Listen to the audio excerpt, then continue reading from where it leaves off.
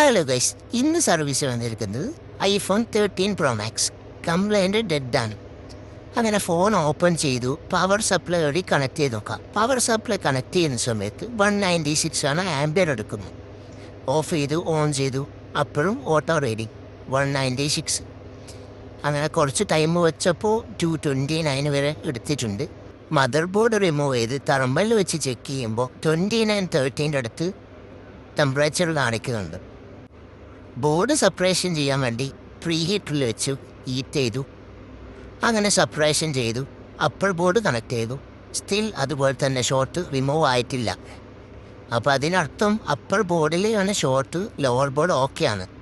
Upper board thermal വെച്ച് check ചെയ്യുമ്പോൾ 50 degree കാണിക്കുന്നുണ്ട്. ചാർജിങ് IC ഷോർട്ടായ ചാർജിങ് IC റിമൂവ് ചെയ്തു, പുതിയ ചാർജിങ് IC ഫിക്സ് ചെയ്തു. ബൂട്ട് ചെയ്യുമ്പോൾ ലോഗോ വന്നു. ആംബർ നോർമൽ രീതിയിൽ തന്നെ റൺ ചെയ്യുന്നുണ്ട്. ഫൈനലി ഫോൺ ഫുള്ളായി ഓണായി വന്നിട്ടുണ്ട്. ടച്ചും കാര്യങ്ങളൊക്കെ വർക്കിംഗ് ആണ്.